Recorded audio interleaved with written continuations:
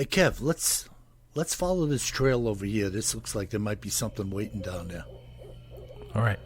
Hey, wait a minute. Do you hear that? Yeah, I thought it was just me. What the heck is that? I don't know what that is. Whoa, do you smell that too? That's unbelievable. Hey, look. What the? Hey, look, those branches are moving over there. What the heck is that? Holy cow, is that what I think it is? Look at that thing. Oh my God. It's a freaking Sasquatch.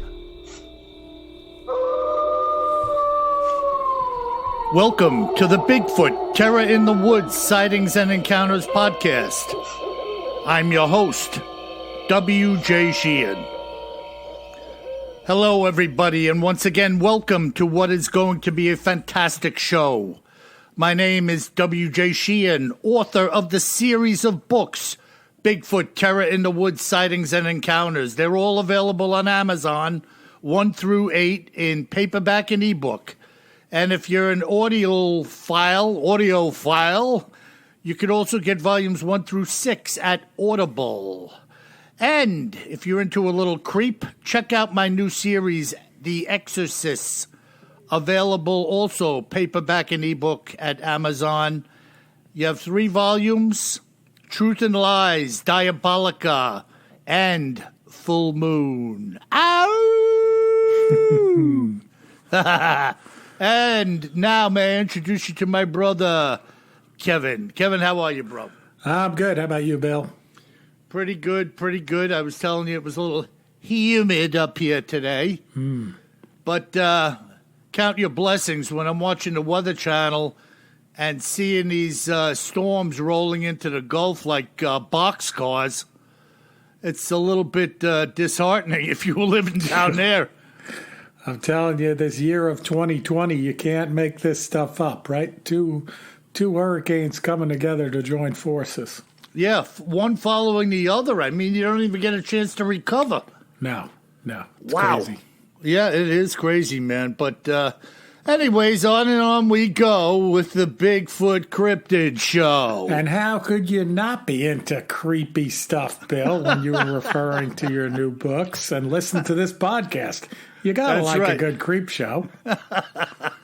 Now, listen, if you live in Louisiana and you're battening down the hatches, this is a perfect time for a rougarou to come out of the swamp and get you. So, Bill, it's too funny how coincidental some of our interactions are. Like, you don't know what I'm talking about tonight, and you're howling, and you're talking about the rougarou. Here we go. And tonight we're talking about the Lawton Wolfman. Nice. Gotta love the Wolfman. Now, have you ever heard of this one, the Lawton Wolfman? Never. All right. Well, this is pretty good. It took place in the early 1970s, in 1971 to be specific. Excuse me, in a town called Lawton, Oklahoma, which is about halfway between Oklahoma City and then heading southwest from Oklahoma City, halfway between Oklahoma City and Wichita Falls. Okay. And it turns out it's a pretty big city. I think it's the 4th largest city in Oklahoma or thereabouts. Okay. So not a tiny place. Yeah, so it's not a little hole in a wall out in the country. No. And going back here to 1971, you had multiple accounts, multiple witnesses of what they called the Lawton Wolfman. Wow, what a creepy thing. Yeah, and what did you hear about this? So, and I went back and started looking at, when I was looking at this story, I started looking at werewolves again, our good old friend, the rougarou, right, which is, as we remember, that comes out of the French word, which is man who transforms into wolf, right? So kind of a werewolf. And then I came into, again, this term called lycanthrope. Have you heard that one? Yeah, that's another switch hitter type of phraseology, right? Yeah, it's a werewolf. Basically, like the term werewolf means or brings with it the meaning that you change into the werewolf under the full moon. So Okay. kind of the classic werewolf. But a lycanthrope, or a lichen, short for that, is someone that can a man that can transform into a wolf at any point in time. So it has nothing to do with the full moon. Yeah, interesting. And because, the old full moon thing really, I think that was a Hollywood phenomenon. Would you agree? Yeah, but, they talk about it going all the way back. Remember this stuff, these werewolves and lycanthropes and that go back in written history to 60 A.D. Wow. So, Yeah. this creep factor has been around. Yeah, and it stayed the course. It makes you wonder if there isn't some truth to it, that it had bones to withstand that amount of time. Exactly. Wow, that's interesting, Yep. So, even like the Hollywood monster Frankenstein, shows we used to watch, right? The Mummy, yeah. Frankenstein, Dracula. You don't even hear kids talking about that anymore. They can't really relate to those movies at all. Yeah, I don't know. I mean, it's weird. Yeah. I mean, that was all we talked about, I mean, when you said creep, remember Monster Magazine? Oh, yeah. I don't even know if that's still out there, but always the cover shot was, Dracula, the creature from the Black Lagoon, Oh, yeah. We Wolfman. used to build the models, too. Remember those little glow-in-the-dark models? Yeah, I think Revell made them, and Revell still makes plane models and stuff, right? They sure do. Oh, no, you know who made them, Kev? Monogram. Oh, Monogram. They became Revell, though. Oh, they did? Okay. Yeah, they merged, or one acquired the other. Wow. But so yeah, here those we with go. the glow-in-the-dark fangs and glow-in-the-dark hands and stuff. Yeah, and you would hold a flashlight on it for a little while to get it juiced up and then turn the lights out. Exactly. Well, go ahead, man. I don't know how So Lawton, Oklahoma. So it's interesting, too. These sightings occurred in the middle of the winter. So the first one is February 27th, 1971, which is kind of interesting that you got this Wolfman running around outside in the freezing cold winter of Oklahoma. Yeah, and, Oklahoma has a pretty severe winter, no? They do, yeah. Chilly. Yeah, if you don't know your way around the United States, you wonder. I could see why a lot of people would think of Oklahoma as like, desert cowboy country, Yeah. But it's not the case, Kind of the arid plains, Yeah, absolutely, Yeah. Cool. So back then, on February 27, 1971, the police department there in Lawton, Oklahoma, received several reports of some sort of creature that was running around in the streets, hiding behind bushes, and dodging cars coming down the road. Yeah. And let me tell you something, not to get sidetracked. Of course, we're talking about a wolf-like man, which automatically brings me over to Dog Man. And I have a number of encounters, which, like everything else, we'll get to over time eventually, where dog men have launched their bodies or pursued moving cars. Yeah. So that's kind of a weird thing that something would chase a vehicle. No, and it is also a creature like some of the Dogman encounters that appears. A lot of people see it, and then it's gone. Yeah, what's with that? That's like the Mothman. Exactly. It showed up for a while. A lot of people were seeing it, the bridge disaster. Yep. And then nobody even talks about it anymore. Exactly. Except for the folks who live in that town in West Virginia. Yeah. Yeah. So this group of witnesses included a group of soldiers from a fort that's nearby called Fort Sill. Okay. And this fort, by the way, is a pretty big Army fort up there in Fort Sill, Oklahoma, where they do a lot of artillery training. Yeah, but Kev, a group of soldiers can't be telling the truth, can they? No, yeah, they're hoaxers. Yeah.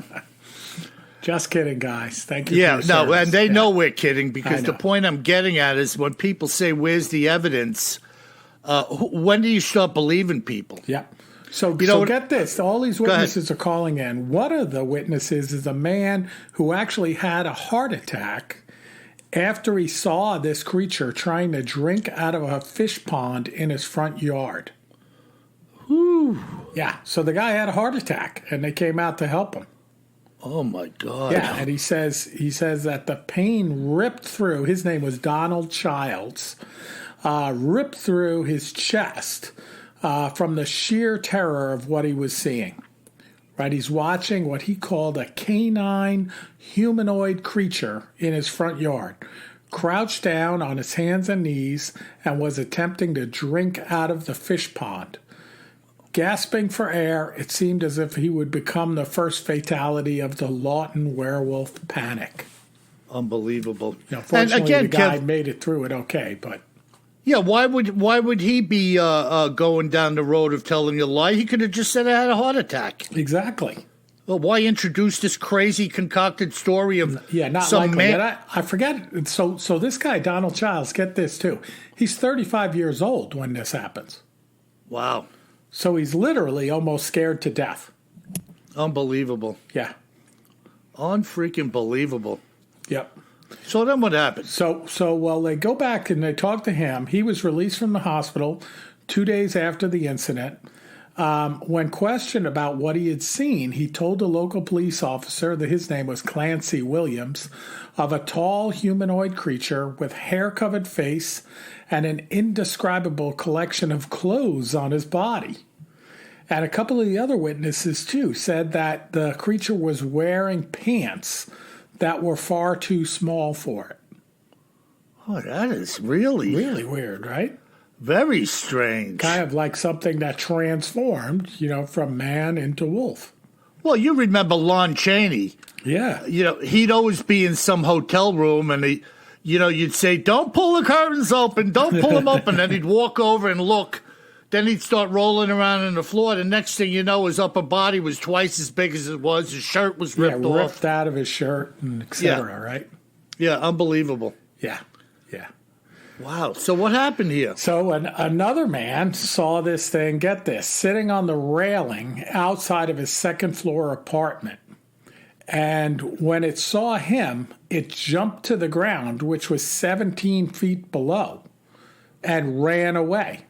And the man said that it ran on all fours and it had a horribly distorted face and that it had hair all over its face, body, and legs. And he said it only wore a pair of pants and it looked like they had been shrunk.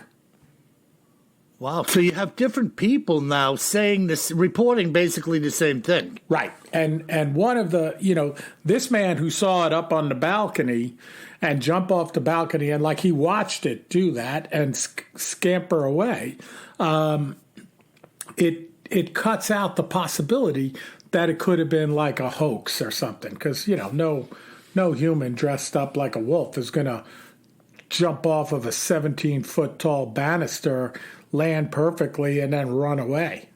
On all fours? Yeah. People don't generally run on all fours that well. Did anybody mention the term, I don't even know if it was really available at that time, the shapeshifter? They talk about it a little bit, but not much in the articles that I saw. And the reason I mention that is because there is a lot of Native American folks out there in Oklahoma.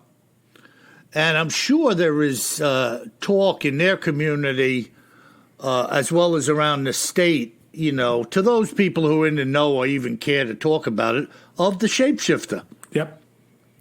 Anytime you find those tribal peoples, they all seem to be aware of such things, which is not necessarily the case outside of their community, Yep.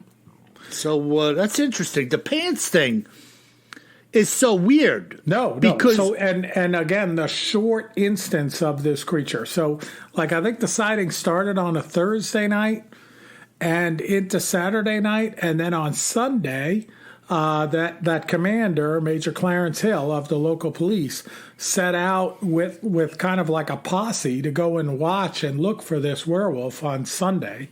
And they never saw the monster again and never had any more sightings and reports on it.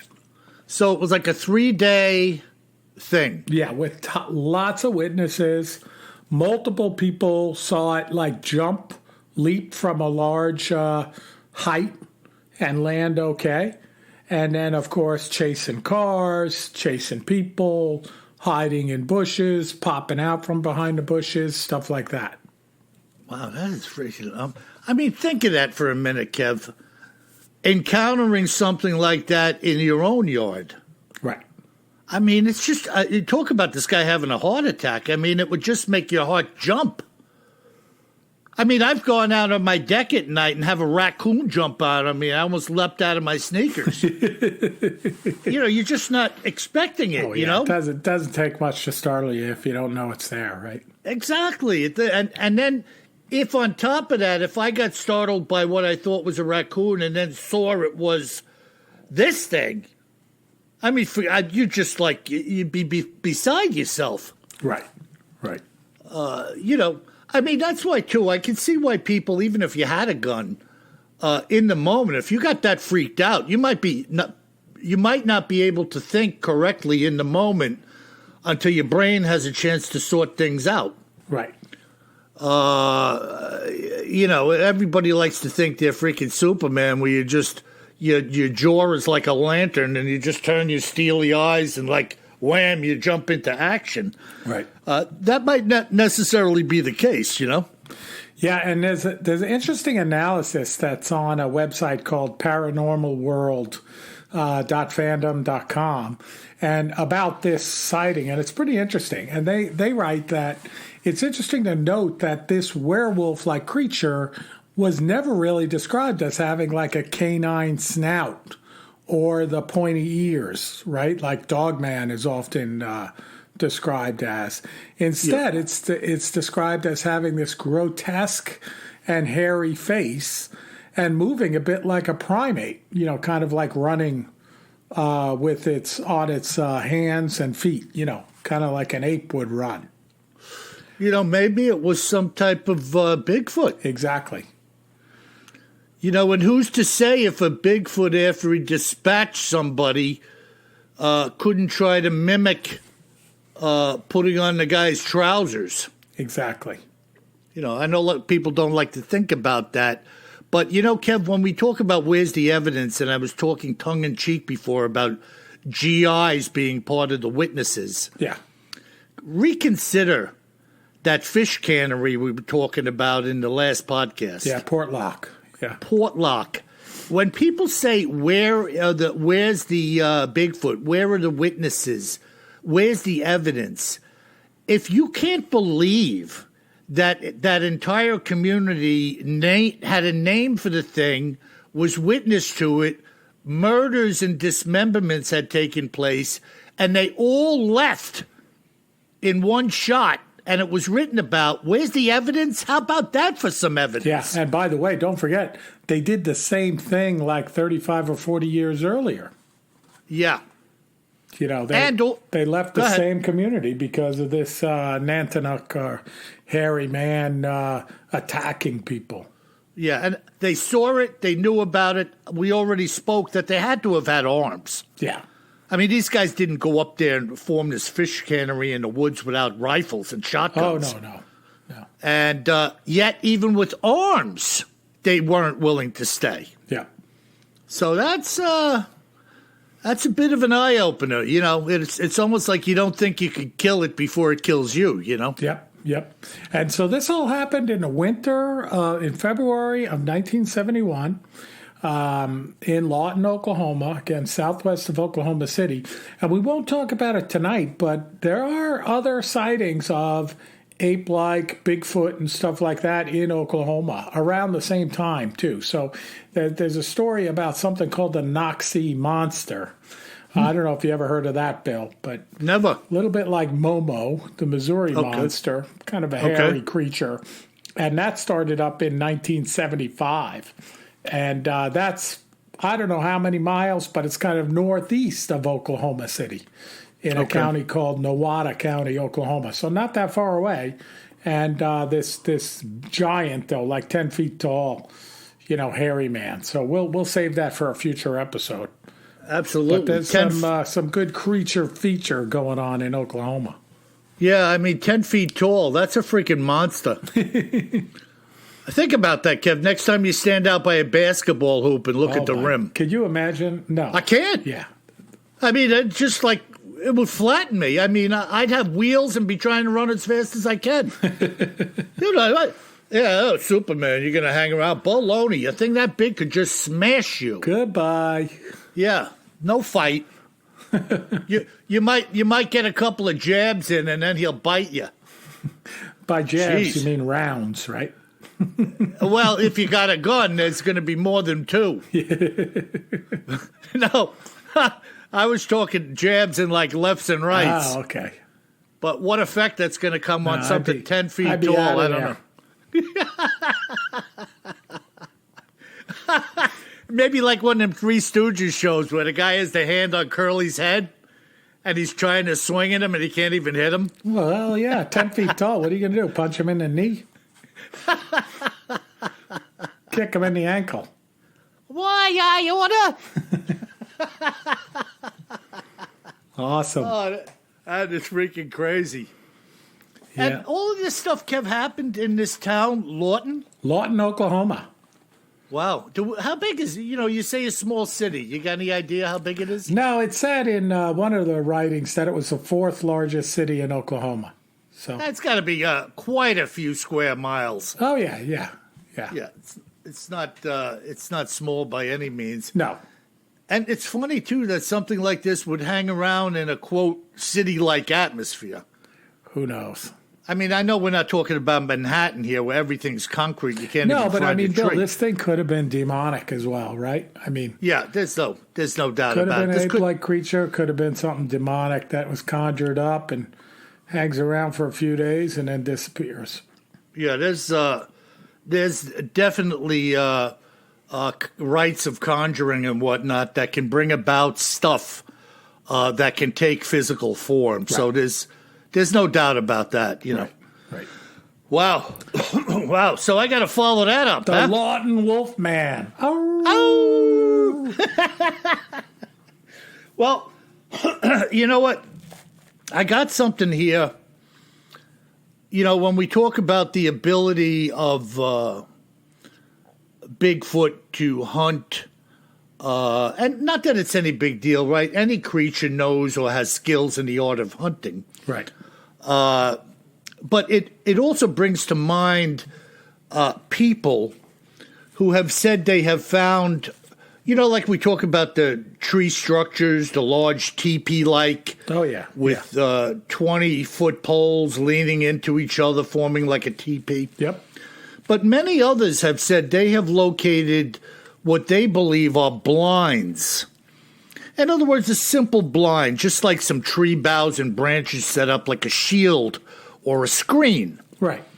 And there are those that believe that Bigfoot have set these up, not human beings, and that they use them to just kind of shield themselves or hide behind. Oh. Which, makes you think that they have a little bit of a thought capacity anyway about what to do and how to do it. Yep.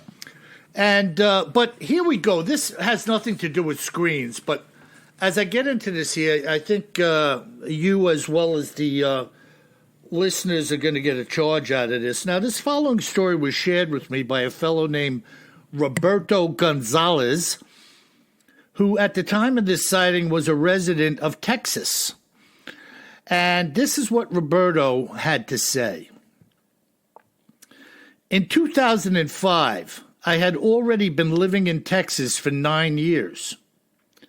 I was employed by a large ranching firm, and my job consisted of doing just about anything and everything that you could imagine around the ranch.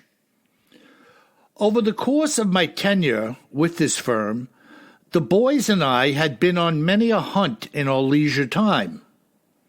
We had also spent a good deal of time hunting varmints and other critters that attacked livestock and the like. Without telling you where I was at the time, simply because I haven't asked permission to do so, There was a group of men who were making a side living hunting wild hogs for landowners all over the area.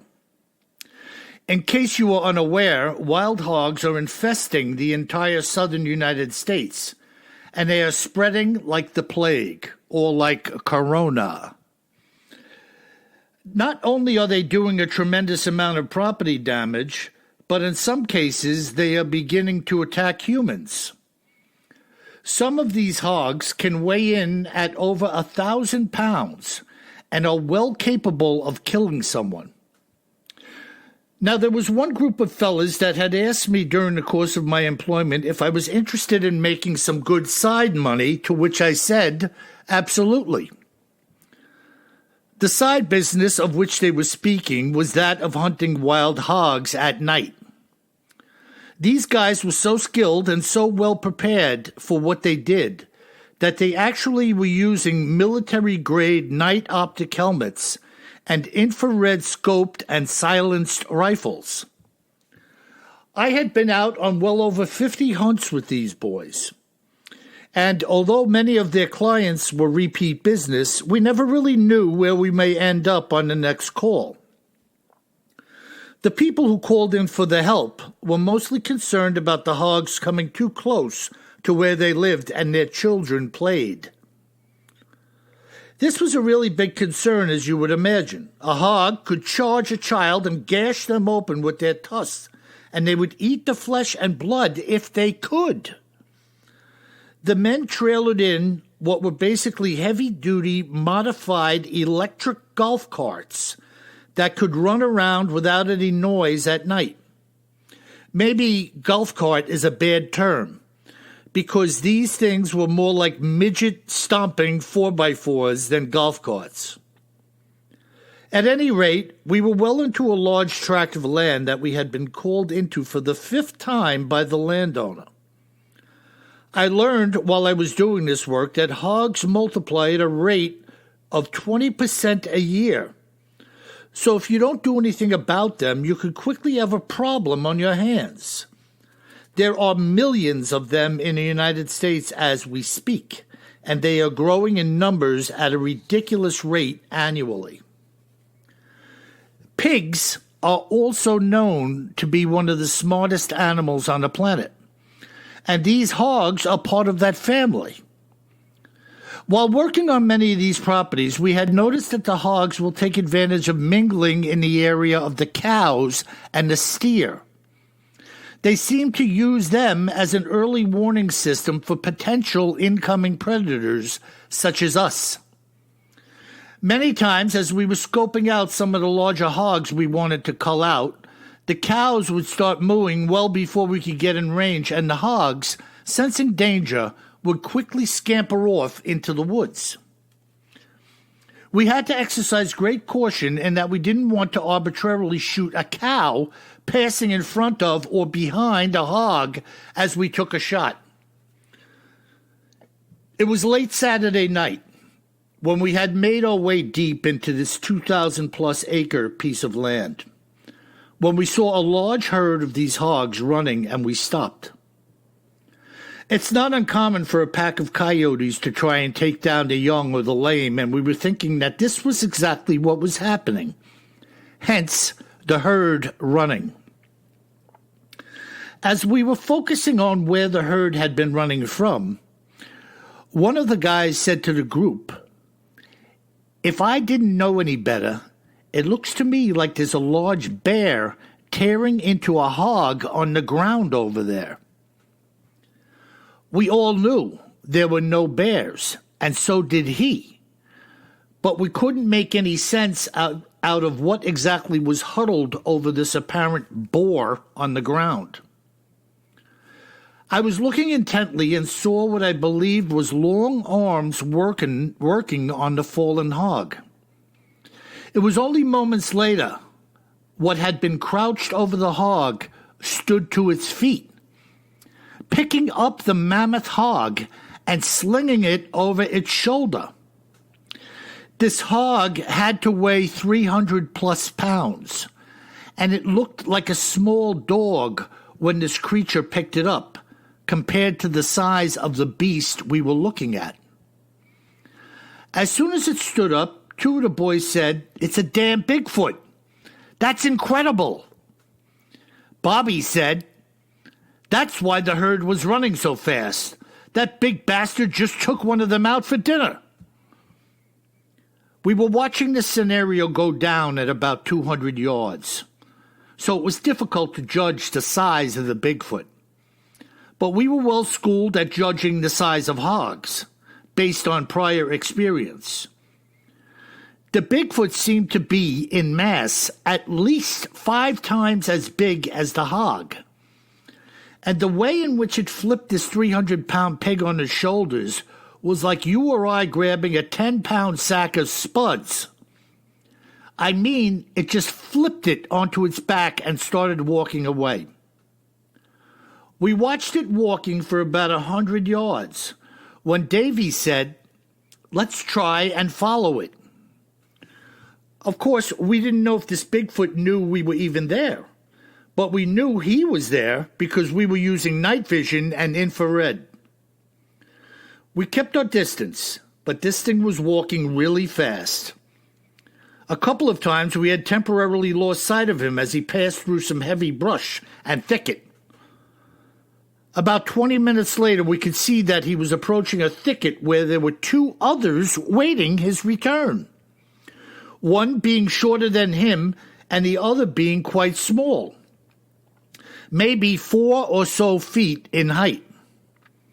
We now knew that this must have been a father out on a hunt and returning with the kill. The little one started to jump around like a child having received a present. After a few moments, they all seemed to squat down around the hog, apparently feasting on it. We eased on out of there and at sunup had told the landowner that what we had seen. He was real interested, as you could well imagine, and later that afternoon, we had agreed to meet up and head back to where we had seen them. At about 5 p.m., we made our way into the spot where we had seen them eating. There was a small pack of coyotes gathered around the area. We drove in and spooked them off to expose what was the remains of the hog. As it turns out, what was left wasn't much, and it was the carcass of a much bigger hog than we had anticipated. This hog, before it had been eaten, had to be all of 700 pounds, which is nearing monster size for these creatures. This also meant that the Bigfoot was even stronger and larger than we had thought, judging the size of the hog against what we thought the Bigfoot's size was. More than likely, looking now at this hog, I would have to say that the Bigfoot was well over 2,000 pounds and more than likely over 10 feet tall based on what we had seen the night before. The landowner asked us why we didn't bag it, and to a man we had no answer. To us, I guess it didn't seem like the right thing to do at the time. We were all just fascinated by the sheer spectacle of seeing this thing. Nobody had even mentioned pulling the trigger or dispatching it when we had the chance. Think about picking up a 700-pound anything and throwing it over your shoulder. If by some chance you can make sense out of that, now think about walking a mile in the brush with that size hog on your back. The sheer strength and endurance of these monsters is incredible. This size hog would have attacked you or I and could have easily killed us. And yet somehow, this Bigfoot was able to take it down in the open field and kill it. I only wish I had been looking in that direction when the takedown had occurred. That would have been truly amazing to watch. Can't imagine. Could you, I mean, a 700-pound boar and a 2,000-pound Bigfoot. Whoa. Now, Kev, have you ever seen some of these big boar? I haven't seen them up close and personal, but I've seen them at a distance, yeah. And they are like infesting the southern United States. Yeah, I saw one that I think they nicknamed Godzilla, and they had shot this thing, and the guy was holding it up like with the bucket of a backhoe. Yeah.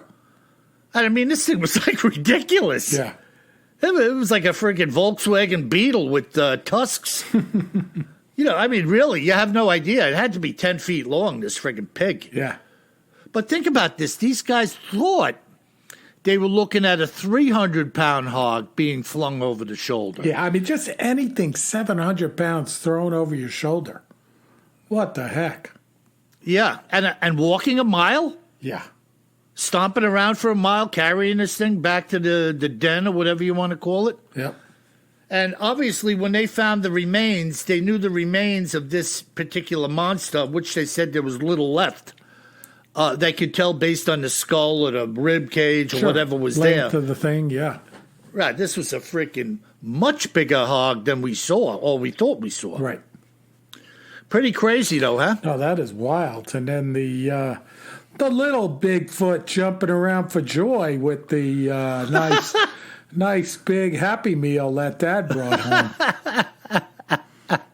It is funny, though, Oh, yeah. I mean, it's just, you see things like this happen in the animal kingdom, and they do weird things, Oh, hey, Daddy, you brought me home Hogzilla. Oh, that was it. Hogzilla. Hogzilla, yeah. Yeah, Hogzilla. Wow, man. So, think about it, Kev. Talking about taking advantage of what's available. With all of these freaking hogs running around, what a food source for anything that had the ability to attack them. Yep.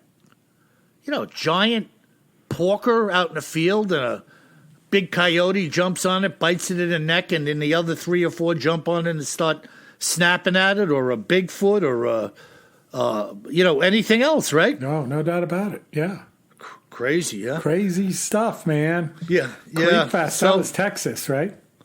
Yeah, down the good old state of Texas, With my some friends. automatic weapons, these souped-up electric four-wheel drive stomping vehicles, and night vision. Can't go wrong.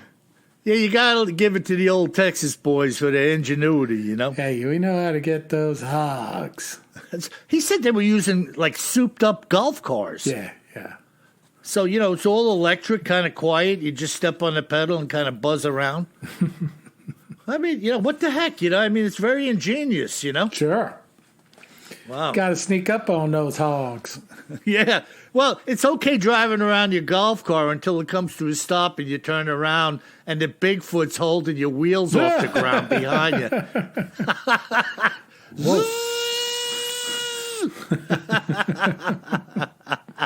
Now what? Uh-oh. Now what? Well, that's it, Kev. Cool, so what do we man. got tonight? What kind of cool stuff we got from our listeners? Yeah, we got some good listener mail. First one comes in from Allison in Louisiana. She says, Louisiana. she says, you, WJ, and your brother have been shedding a lot of light on some dark days. And I, for one, appreciate that more than you will know. Any more insights on the Rougarou upcoming? Not that I'm not interested in everything else, of course. The show is stupendous and the best that I have found to date. You have no competition as far as I'm concerned, and I have heard them all. Blessings, Allison. Excellent. Kind of freaky, that we're talking about the I know. She's Wolfman got a and the yearning for Rougarou. a Rougarou. Yeah, Allison has an interest in the Rougarou. I do too, Well, Allison. That thing is a creepy, wolfman-like creature down there in the bayou. Yeah, and Allison, there's a lot of accounts that we're going to be digging into. And believe me when I tell you, I bring forth these things in a very random manner. I don't really consider much of anything before I make a selection on what I'm going to do. So it's not like I plan, next week I'm going to do the Rougarou, or next week I'm going to try to find a large Bigfoot committing a violent act. I don't do any of that.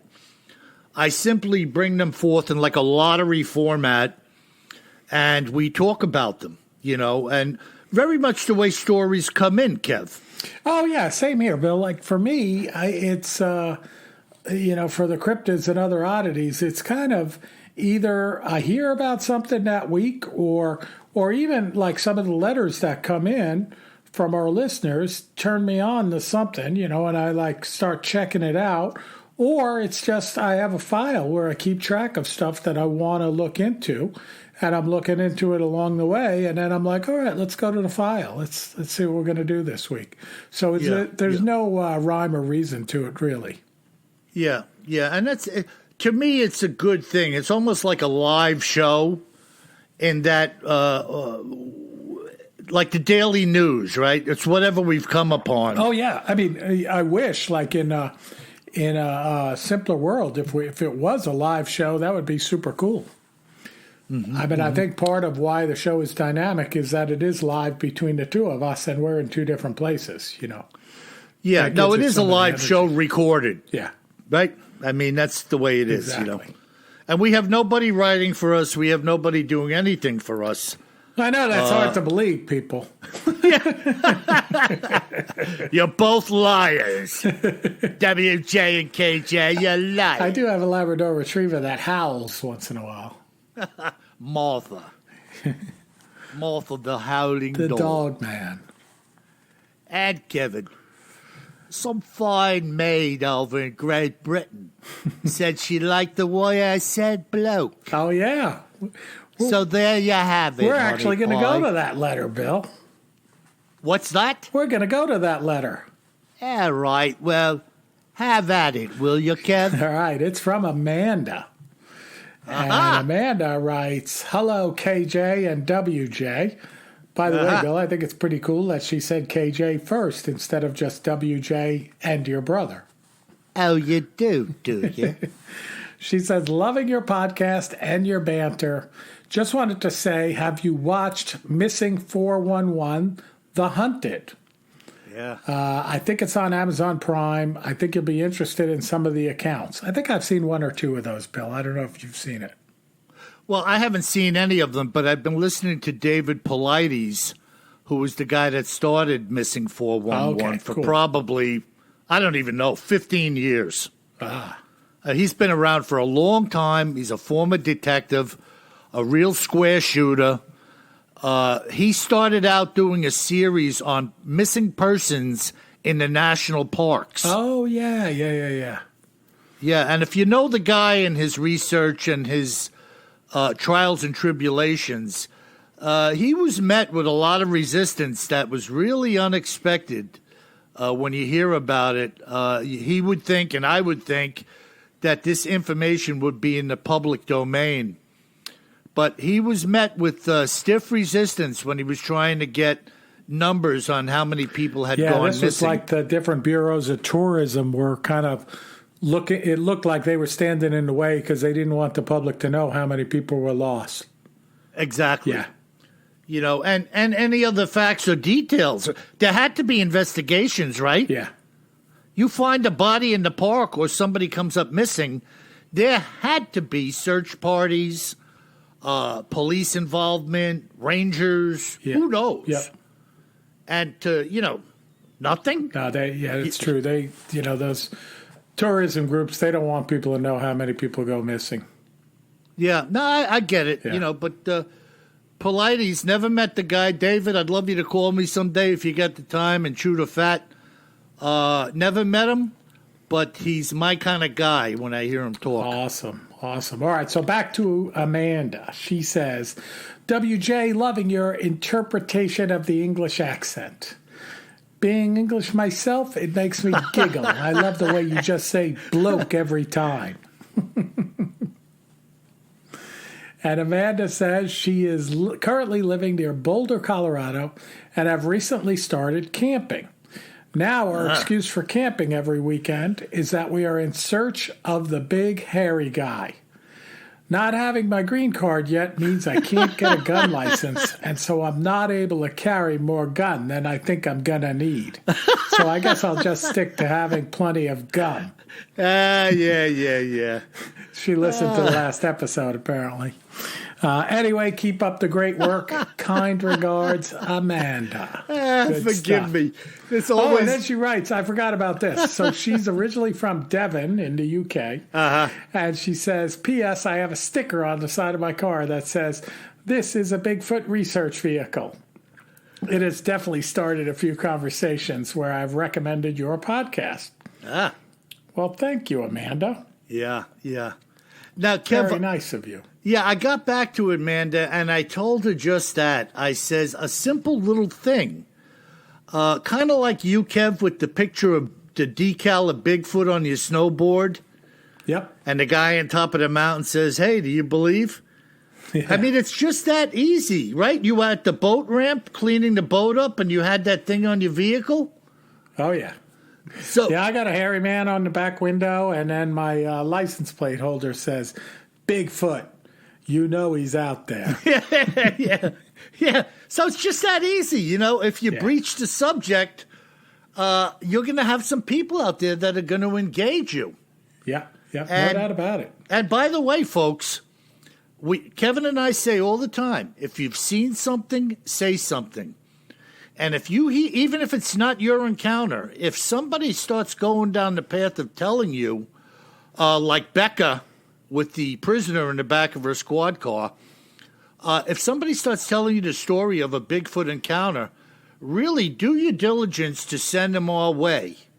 BigfootTerrorInTheWoods.com, hit the contact button, and give us an opportunity to talk to them and dig into the facts surrounding what happened to them. Yeah. It's awesome. Super cool. All right, we got another email here, Bill, from Trevor. Okay. And Trevor's up in British Columbia, Canada, the hotbed of hairy man. Okay. And he writes first, hey guys, first off, great show. Love listening all night at work. You guys are hilarious. Yeah, he writes. I come to you as a Bigfoot enthusiast, not as a first-hand witness. I live in British Columbia, Canada, around an area called Mission. My aunt, who lives deep in the bush, basically as redneck as you can get, had an encounter that I believe could be nothing but the big hairy man himself. Wow. She was out at an area called Cascade Falls, just outside Mission, British Columbia, going down this creek in a kayak that only part of the year this creek has water in it. Casually enjoying her peaceful afternoon with my uncle and cousin as they float down the creek, probably having a few cold ones, heard a couple of branches snap, getting their attention towards the right side of the creek, when over a line of trees ranging from 15 to 20 feet tall, they see a bowling ball-sized rock come flying over the top of the trees and crash into the water less than 5 feet from hitting them, leaving all three soaked with a big kaplunk. Wow. Yeah, they were obviously startled beyond belief. They paddled as hard as possible while the entire time having something trailing alongside of them on the hillside. Keep in mind, this is about 10 kilometers into this back trail along a creek where there's not even as much as a service road in sight. This area is about a 25-minute drive from the famous Chehalis River and Harrison Lake. To this day, after being tailed for no longer than a few minutes, they were convinced whatever it was just trying to scare them out of the area and then left them alone as they moved out.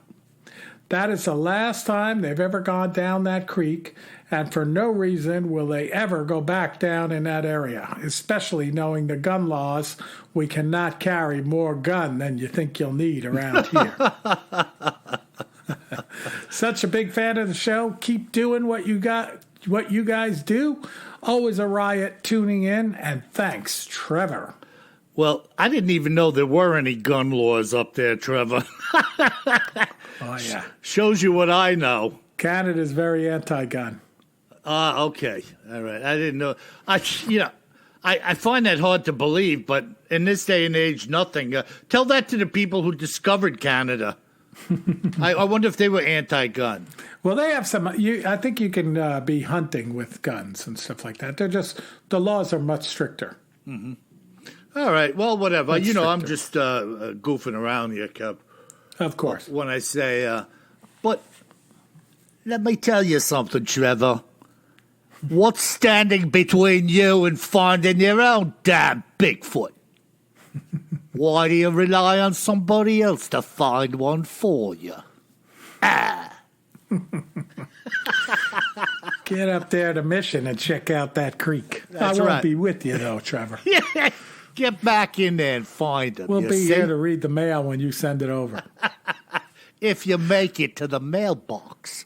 All right, we got one last letter, Bill, from Benoit in Paris, France. Benoit. Bye-bye. He says a short note. He says, do you see a link between some UFO sightings and other sightings of the hairy man? Benoit. Yeah, there's definitely links. I mean, didn't we do that one about the lake up in Northern California, We Kev? did the one that was kind of like beamed down, the Bigfoot beamed down from the central UFO, right? central beam on the craft coming over that lake. Yeah. Oh, that was a creepy freaking encounter. Yeah. And then with the beams coming down like it was searching the woods. Remember that? Exactly. But that's not the only one. There are many encounters involving purported UFOs and a Bigfoot. And you've talked about it, Bill, before. When you have these Bigfoot sightings where the creature seems to float along the ground. Yeah, what's with that? That's kind of something weird, like maybe it's some type of alien force that's masking itself as a Bigfoot, or who knows what it is. Yeah, I mean, look, if you can glide across the ground and not leave any prints, right, and yet to the eye it looks like you're walking. Some of those encounters are in the snow too, right? Yeah, come on. What else could that be? No tracks in the snow. Come on. Look, if you're going to go with hallucination, okay, then you're saying the person who told the story was doped up, doesn't know what he or she was looking at. But the good news is you're probably not going to say that it was a bear in that case. Yeah, probably. Now, if the Bigfoot was wearing tight pants, then what do you say?